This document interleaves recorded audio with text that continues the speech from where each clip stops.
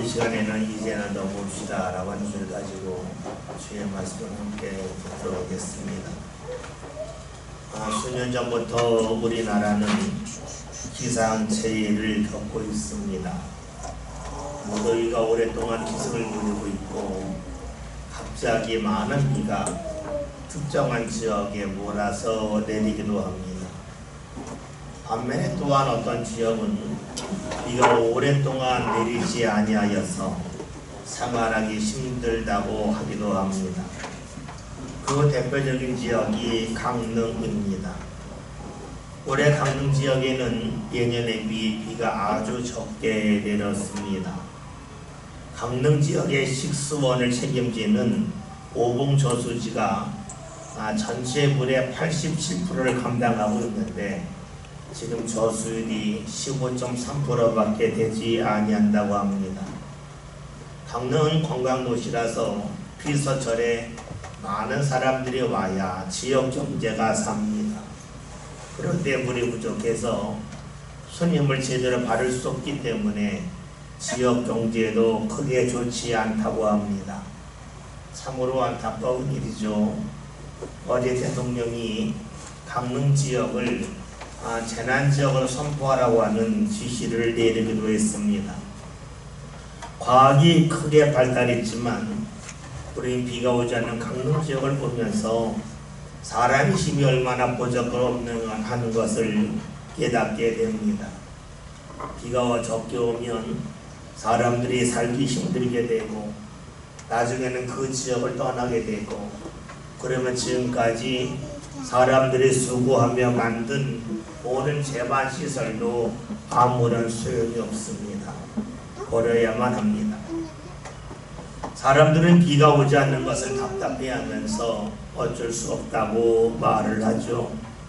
사람이 노력한다고 해서 하늘에서 비가 내리는 것은 아니기 때문입니다.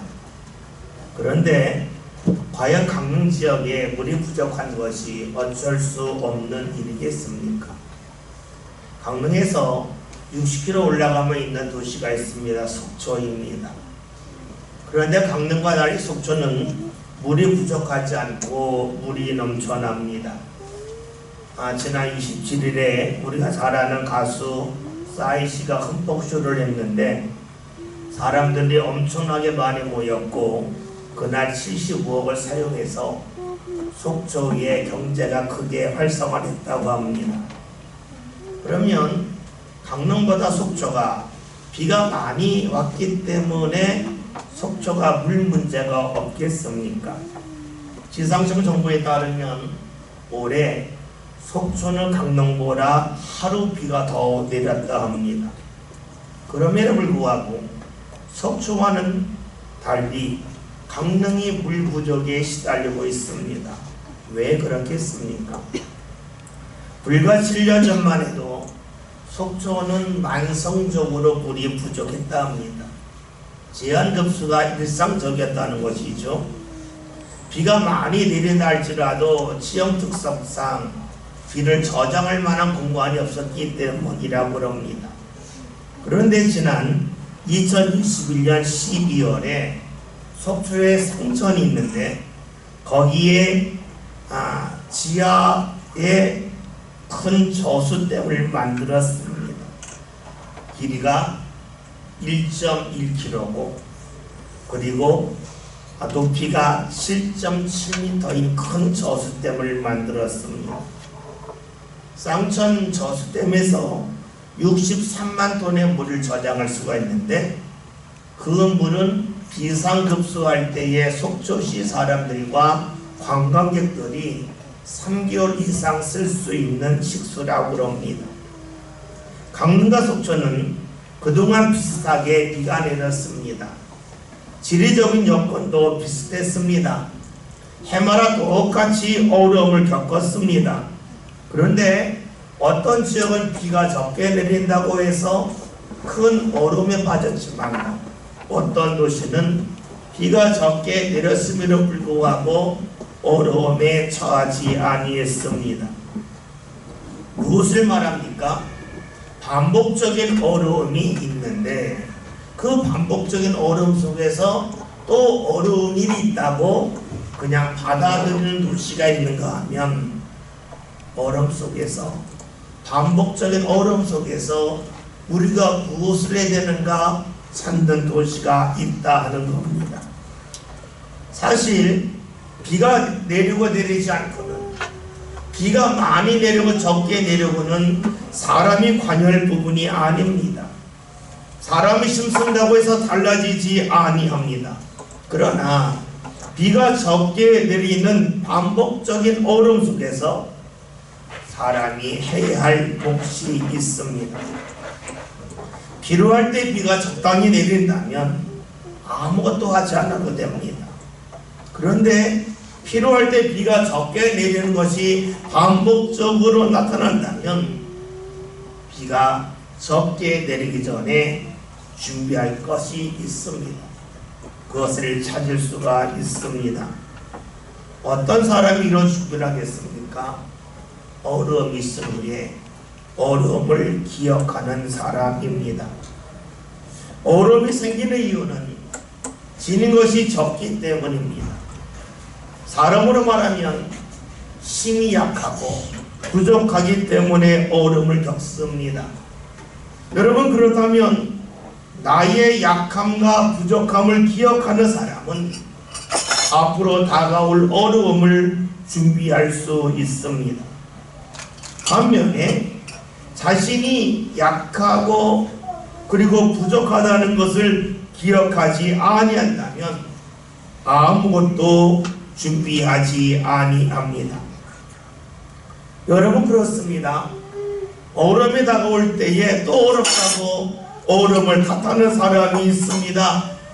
왜 우리 지역은 다른 지역보다 비가 적게 내리는가?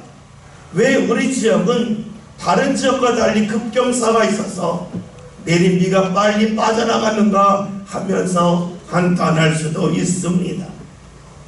사실 우리가 살아가면서 나의 약함에 대해서, 나의 부족함에 대해서 기억하는 것이 달갑지는 않습니다. 괜히 주눅들 수도 있고 나 자신의 자존감이 떨어질 수도 있기 때문이죠. 그러나 나의 약함과 부족함을 기억하지 아니한다면 똑같은 문제 앞에서 반복적으로 넘어지고 반복적인 어려움을 겪을 수밖에 없습니다. 따라서 자기의 약함과 부족함을 알지도 못하고 기억하지 못하는 사람은 나 자신이 대단하다고 생각할 수 있을지 모르겠지만 그의 삶은 번번이 넘어지는 상처로 가득할 뿐입니다. 사람은 누구나 살아가면서 원하진 않지만 자기의 힘과 능력으로 감당할 수 없는 일을 겪게 됩니다. 그 어려움 중에는 한 번만 경험하고 사라지는 것이 있는 것 하면 반복적으로 나타나는 것이 있습니다. 중요한 것은 반복적인 어려움이 있을 때에 어떻게 하느냐에 있습니다. 반복적인 어려움은 동해안에서 비가 적게 내리는 그런 일에만 해당되는 것은 아닙니다. 우리가 일을 할 때에도 때로는 사람을 만날 때도 반복적인 어려움을 경험할 때가 있습니다.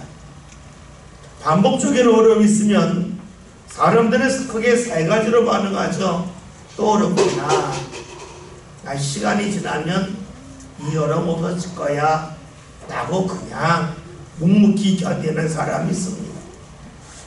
또 어떤 사람은 어려움이 있으면 아예 피해버리죠. 하던 일을 하지 않거나 만나는 사람을 만나지 않고만 합니다. 그런데 맨 마지막에 있는 사람은 반복적인 어려움 속에서 자기 자신을 바꾸기도 합니다. 일하는 방법과 자세를 달리하기도 하고 사람을 대하는 태도를 달리하기도 합니다. 여러분, 그렇지 않습니까?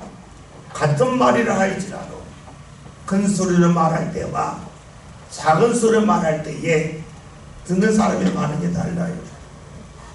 말을 천천히 할 때와 말을 빨리 할 때에 듣는 사람의 반응이 다릅니다. 일이 생긴 후에 말할 때와 일이 일어나기 전에 말했을 때에 상대의 반응은 다릅니다. 상대가 나를 보면서 이 사람이 평소에 나를 존중한다고 여길 때와 이 사람이 평소에 나를 존중히 여기지 않는다고 여길 때에 나를 대하는 생각, 태도 다를 수밖에 없습니다. 비가 잘 내리지 않을 때에 왜 비가 적게 내리냐고 탓한다면 지혜로운 사람이 아닙니다. 마찬가지죠. 나를 마주하는 사람이 왜 이 사람은 반복적으로 내 말을 듣지 아니하냐고 하면서 상대를 탓한다면 그 사람 또한 지혜로운 사람은 아닙니다. 같은 문제 앞에서 넘어지고 또 넘어질 뿐입니다. 그렇습니다. 지혜로운 사람은 바꿀 수 없는 자기 밖에서 해결점을 찾지 않습니다. 바꿀 수 있는 내 안에서 해결점을 찾아갑니다. 우리가 살아가면서 어렵다, 어렵지 않다고 말할 때가 있고 감당할 수 있다, 감당할 수 없다고 말할 때가 있는데 어떤 기준에서 이를 정합니까? 우리의 경험입니다. 과거에 실패한 경험이 있으면 어렵지 않다고 감당할 수 있다고 말합니다. 반면에 과거에 힘들었던 경험이 있으면 어렵다고 감당하기 싫다고 이야기합니다. 일만 그런 것은 아니지요. 말도 그렇습니다. 누군가가 내게 말했는데 그 말이 나의 경험과 맞는다면 그의 말을 받아들이기가 쉬워요. 반면에 내 경험과 맞지 아니하다면 그 사람의 말을 들으려 하지 아니합니다. 그렇기 때문에 우리가 하나님을 믿기가 어렵습니다. 왜냐하면 하나님의 말씀은 내 경험을 넘어서기 때문입니다. 그래서 말씀 듣기가 어렵습니다. 사람들은 하나님의 말씀이 어려울 때에 이렇게 반응을 하죠. 먼저 말씀을 듣고 원망을 합니다. 하나님이 왜 내 상황과 맞지 않은 말씀을 하시지 모르겠다고 하면서 하나님을 탓하기도 합니다. 또 어떤 사람들은 말씀을 듣고 아무런 반응을 하지 않습니다. 차마 입으로 하나님의 말씀이 잘못됐다고 말할 자신 없고, 그런데 주의 말씀이 내 경험과 맞지 아니할 때에 그 말씀을 지키고 싶지도 않아요. 그러니까 말씀을 머리에만 담아두고 지식으로 남기기도 합니다. 마지막으로 어떤 사람들은 말씀이 자신의 경험과 맞지 아니하면 자신의 삶의 방법을 바꿈을 통하여서 말씀을 받아들이기도 합니다.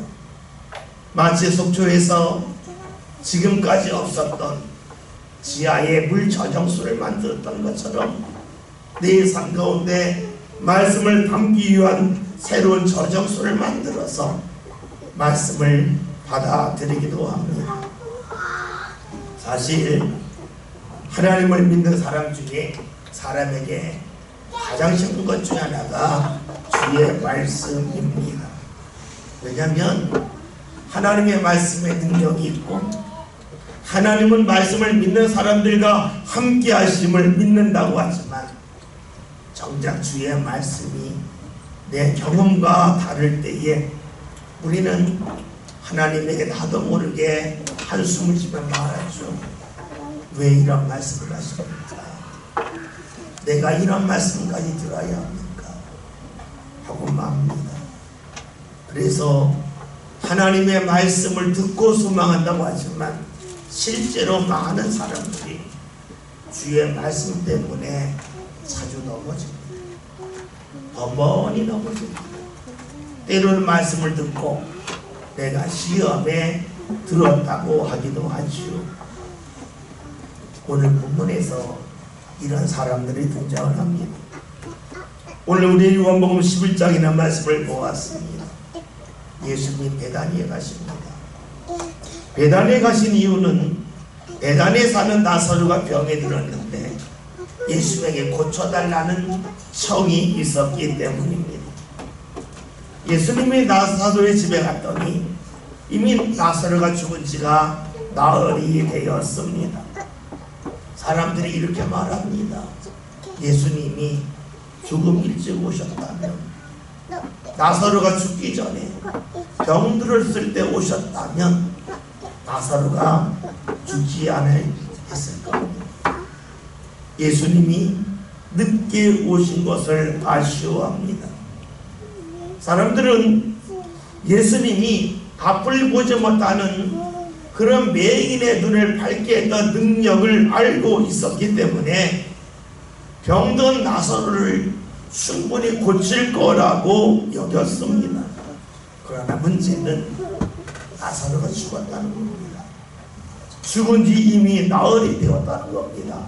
그러니 예수님이 오셨다 한들 할 수 있는 것이 아무것도 없다고 여겼습니다.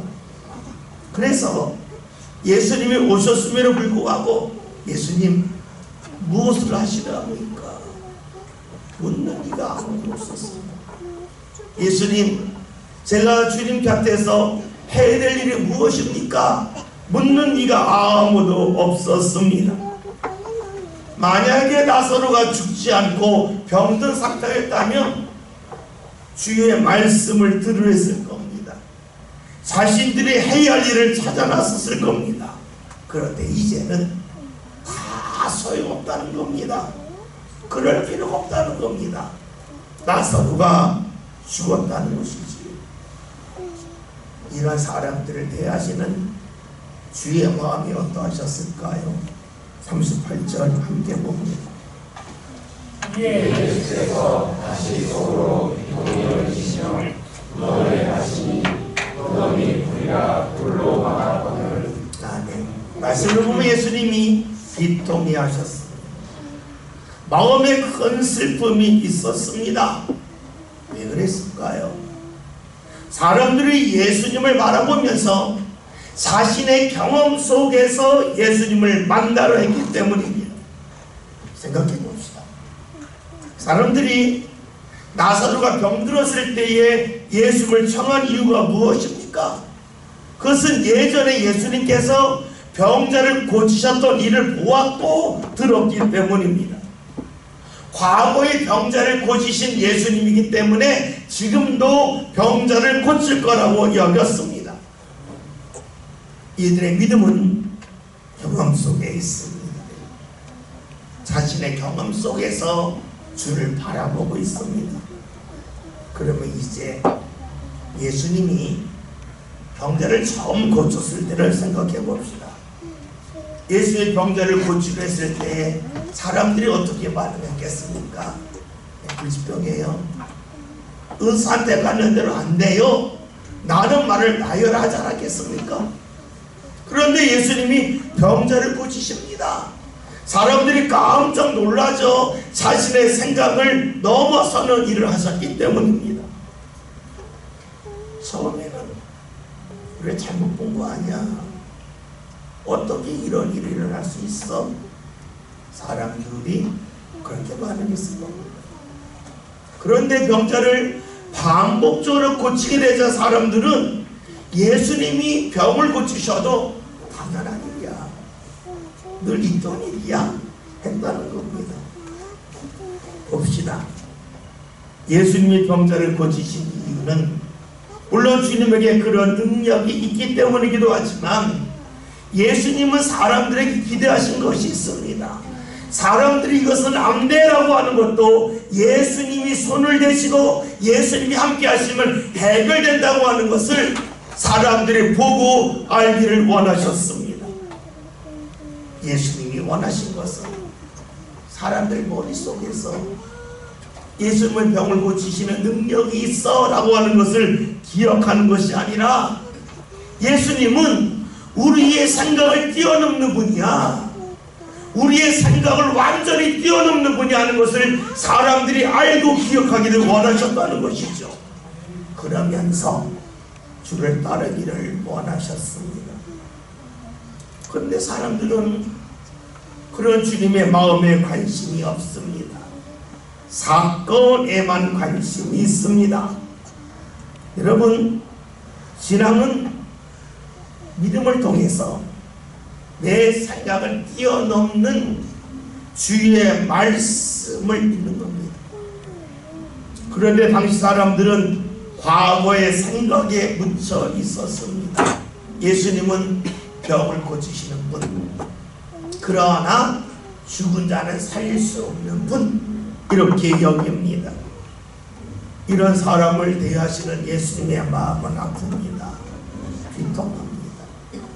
오늘 말씀을 보았던 예수님이 비통한 마음으로 무덤에 가셨는데 그 무덤이 돌로 막혀 있었습니다. 여러분, 지금 예수님 앞에는 돌로 막힌 무덤이 있습니다. 원래 불인데 막혔습니다. 예수님 뒤에는 누가 있습니까? 자신의 생각과 경험 속에서 꽉 막힌 사람들이 있습니다. 몸은 예수님을 따라갑니다.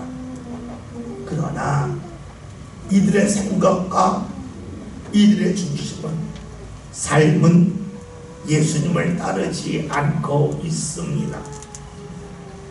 예수님을 보실 때에는 믿음이 부족합니다. 그런데 이들은 자부합니다. 우리는 믿음이 좋아요. 우리는 믿음이 충분해요 라고 여기고 있습니다. 그러기에 주께서 비통해 하십니다. 주께서 마음이 아프다 하는 겁니다. 부족한데 부족함을 모르는 사람, 몸이 아픈데 몸에 감각이 없어서 아픈지 모르는 사람, 자기의 말과 행동이 자신을 무너뜨림에도 불구하고 오히려 자기를 세운다고 착각하는 사람을 볼 때에 주의 마음은 아플 수밖에 없습니다. 무덤에 가신 예수님이 이렇게 말씀을 하시지요. 39절 봅니다. 예수께서 이르시되 돌을 옮겨보라 하시니 그 죽은 자의 눈이 바르다가 이르되 주여 죽은 자가 나으리 되었으니 벌써 냄새가 나나이다. 아멘. 예수님 무덤에 돌을 옮기라고 하자 마르다가 말을 하죠.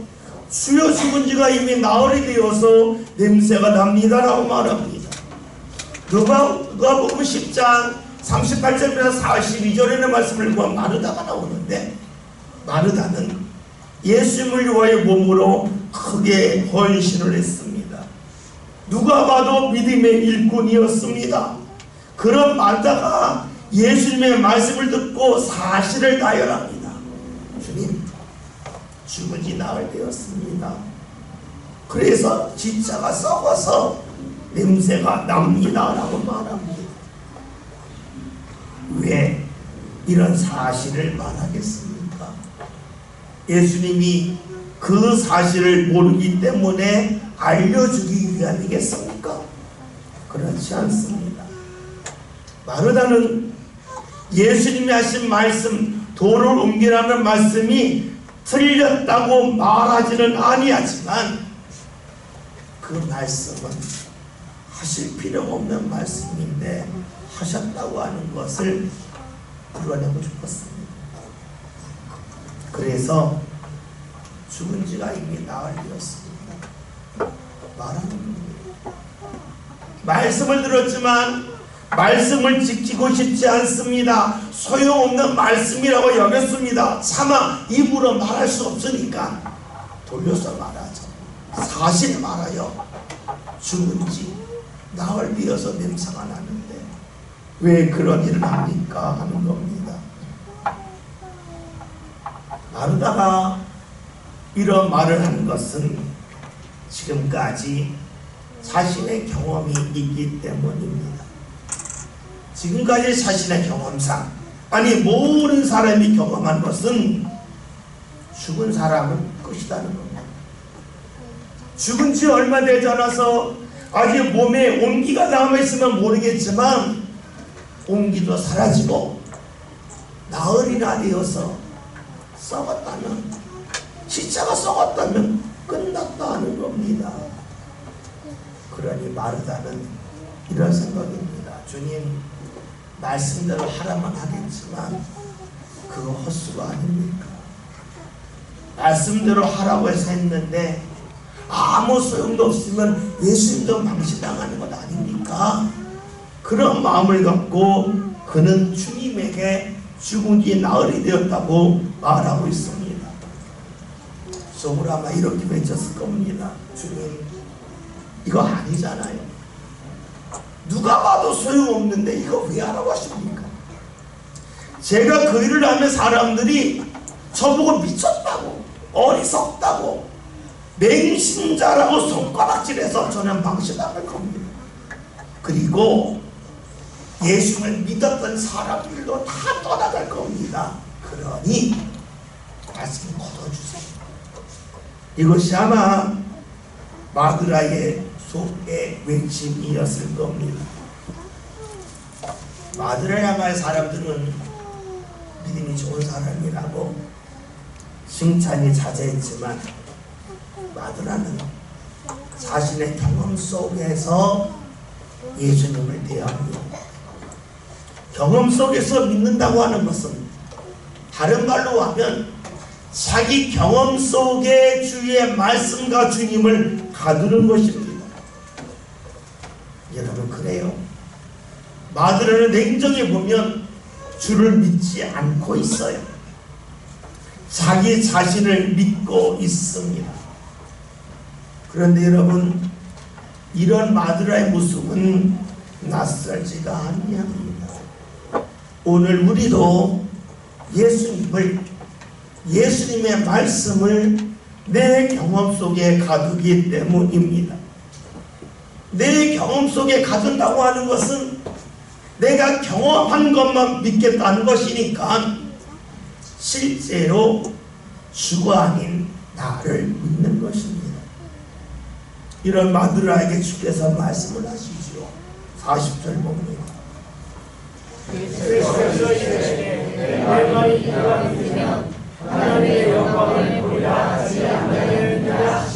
아멘. 예수님은 마르다에게 예수님의 말씀을 믿어야 할 일을 명백하게 말씀하십니다. 네가 말씀을 믿어야 하나님의 영광을 본다는 겁니다. 여러분, 하나님의 영광을 보는 것과 내 삶이 무슨 관계가 있겠습니까? 우리는 이렇게 생각할 수 있어요. 손흥민 선수가 골을 넣고 우승컵을 들고 환호하면 손흥민 선수의 영광을 보는 겁니다. 그러나 그것이 내 삶과는 거의 관계가 없지 않습니까? 그러기에 우리가 하나님의 영광을 본다 한들 내 삶이 어떤 변화가 있겠습니까? 라고 하는 생각이 자연스럽게 듭니다. 그러나 사람의 영광과 하나님의 영광은 분명 다릅니다. 사람의 영광은 영광받는 사람에게만 한정되지만 하나님의 영광은 그 영광을 보는 사람에게까지도 영향을 미치기 때문입니다. 요한계시록 22장 5절에 이런 말씀이 있습니다. 다시 밤이 없겠고 등불과 햇빛이 쓸데없으니 이는 주 하나님이 그들에게 빛이십니다. 그들이 세세토록 왕 노릇하리로라. 아멘. 무슨 말씀입니까? 하나님의 영광이 비치는 곳에는 밤이 없다는 겁니다. 밤이 없다고 하는 것은 어둠이 없다는 겁니다. 어둠이 없다고 하는 것은 모든 것을 볼 수 있다는 겁니다. 지금까지 보지 못했던 것을 본다는 겁니다. 다시 말해서 하나님의 영광을 본다고 하는 것은 내 생각으로 볼 수 없었던 하나님의 일을 본다는 겁니다. 그렇습니다. 믿으면 볼 수 있습니다. 이것이 주의 말씀입니다. 사람의 생각과는 완전히 다른 말씀이죠. 사람들은 반대로 생각해요. 보아야 믿지. 어떻게 믿어야 라고 이야기하죠. 주님은 반대로 말씀하세요. 아니다. 믿어야 본다 하는 겁니다. 왜 이런 말씀을 하시겠습니까? 사람들은 마르다가 그랬던 것처럼 내 경험과 맞지 않고 어긋나면 믿으려 하지 않습니다. 이때 주께서 믿어야 할 일을 분명히 말씀하시지요. 믿어야 볼 수 있다 하는 겁니다. 여러분, 그렇습니다. 주의 역사는 주의 말씀을 믿을 때에 볼 수 있습니다. 때로는 주의 말씀이 내 경험과 어긋난다 할지라도 그 말씀을 믿을 때 비로소 주께서 하시는 일을 볼 수 있습니다. 이런 주의 말씀을 듣기 전까지 마르다는 주의 말씀을 경험 속에 가두었습니다. 그러나 직접적인 주의 말씀이 임하였을 때에 마르다는 말씀 가운데 움직이지요. 말씀 볼까요? 41절입니다. 돌을 옮겨놓으니 예수께서 눈을 들어 우러러 보시고 이르시되 아버지여 내 말을 들으신 것을 감사하나이다. 아멘. 마르다가 자신의 경험 속에서 주의 말씀을 듣고 말씀을 가두지 아니하고 이제 자신을 깨트리고 나갑니다. 돌을 옮깁니다. 그러자 예수님께서 이제 하나님에게 기도하십니다. 예수님이 하실 일을 합니다. 돌을 옮기기 전까지 주님은 가만히 계셨습니다. 말씀이 내 경험과 어긋난다고 해서 말씀을 들었음에도 불구하고 말씀을 한 구석에 믿어두었을 때에 주님은 함께 하시는 자리에 있었지만 아무것도 하지 아니하셨습니다. 주의 역사는 주의 말씀이 경험과 맞지 않다 할지라도 말씀을 듣고 움직일 때에 일어났습니다. 생각해 봅시다. 주의 말씀을 듣고 주님, 이 쓸데없는 일을 자꾸 말씀하세요. 이미 시차가 썩었는데 왜 반복적으로 말씀하세요? 왜 하지 말을 일을 자꾸만 하라고 하세요? 요즘 말로 하면 왜 짜증나게 자꾸 같은 말 하세요? 라고 하면서 주의 말씀을 받아들이지 않았다면 주께서 어떻게 하셨겠습니까? 아무 말씀도 하지 아니하시고 그 자리를 떠나셨겠죠. 그런데 주의 말씀을 듣고 다시금 돌이키면서 내 경험과 맞지 아니하지만 말씀 가운데 움직일 때에 주의 역사가 일어났습니다. 우리 역사할 수 있는 것이 있어요. 주께서 내게 직접적으로 역사하시면 내 경험과 맞지 않다 할지라도 우리는 말씀을 따를 수 있다는 겁니다. 그런데 우리에게 여기서 한 가지 문제가 생겨요. 주님이 나오늘 함께 다니시면 좋으려나? 함께 안 다니시는데 언제 어떻게 말씀을 하실까? 예수 시대는 좋았겠다. 우리 시대는 그렇지 않는데 라고 말하려는지도 모릅니다. 우리는 내 경험과 맞지 않은 말씀에 대하여서 거부하는 것이 익숙해요. 그래서 경험과 맞지 않은 말씀 앞에서 번번이 넘어집니다. 우리 성경을 보면 습관적으로 넘어진 사람을 봅니다. 바로 베드로죠. 베드로는 주의 말씀을 들을 때마다 자기 생각과 맞지 않거나 자신의 경험과 맞지 않으면 주님 그러시면 안 돼요. 아주 과감히 말을 했어요. 그리고 내 자신이 주의 말씀을 지킬 수 있다고 자신했지만 예수님이 잡혀가셨을 때에 예수를 모른다고 3번이나 부인했어요. 번번이 넘어졌습니다. 그러게 우리의 성경을 보면서 베드로가 친근하게 다가와요. 우리는 자주 넘어지고 같은 자는 또 넘어지기 때문이죠. 그런데 그런 베드로가 달라집니다. 사도행전에는 말씀을 보면 그는 더 이상 예수님을 모른다고 부인하는 넘어짐이 있지 않습니다. 담대하게 예수님을 전하지요. 어찌 가능하겠습니까? 그 이유는 베드로에게 성령이 임했기 때문입니다. 하나님의 영이 그와 함께 했기 때문입니다.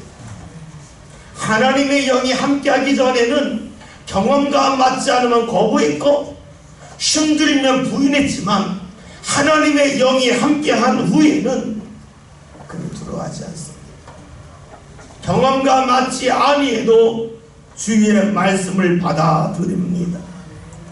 넘어졌던 자리에서 또다시 넘어지지 않습니다. 앞에는 장애물 앞에서 넘어졌는데 이제 그 장애물을 넘는 사람이 됩니다. 그 이유는 주의 영이 그와 함께 했기 때문입니다. 사람은 누구나 자신의 경험 속에서 볼 수밖에 없습니다. 사람은 누구나 어떤 말을 듣든지 자신의 경험 속에서 그 말을 듣고 판단할 수밖에 없습니다. 경험을 넘을 수는 없습니다. 그러나 주의 영이 함께하면 내 경험을 뛰어넘습니다. 주의 영이 함께할 때 비로소 우리는 내 경험 속에 갇히지 않습니다. 그래서 주의 말씀에 대하여 내 경험과 맞지 않는다고 거부하거나 버리지 않습니다. 주의 말씀이 내 경험과 어긋난다지만 오늘 말씀대로 한다면 주께서 돌을 옮겨놓으라 할지라도 주님 죽은 지 나흘 되었습니다. 썩어서 냄새가 납니다. 그런데 말씀대로 해야 됩니까? 나는 반문을 하지 않는다는 겁니다. 여러분, 경험을 뛰어넘는 것은 주의 영이 함께할 때입니다. 그리고 우리가 경험을 뛰어넘는 주의 말씀을 믿을 때에 예수님께서 주신 말씀대로 하나님의 영광을 볼 수 있습니다. 여러분, 왜 신앙생활 하십니까? 이유는 간단하죠. 하나님의 영광 보고 싶어서입니다. 내가 믿기 전에 볼 수 없었던 것을 믿으면서 보고 싶기 때문입니다. 그 길이 어디 있습니까? 주의 영이 함께하는 것밖에 없습니다. 오늘 말씀 제목이 이제는 넘읍시다 입니다. 넘는 길은 오직 주의 영이 함께하는 것밖에 없습니다. 내 경험을 뛰어넘는 길은 오직 주의 영이 함께하는 것밖에 없습니다. 저와 여러분이 주의 영이 함께하기를 사모합시다. 그리고 주의 영의 인도함이 삶 가운데 끊임없이 나타나서 내 경험 속에서 내가 살지 않고 경험을 뛰어넘어서 주의 영광을 보게 하시는 그 자리에 저와 여러분이 함께 이룰 수 있기를 주의 이름으로 기원드립니다. 살아계신 하나님, 오늘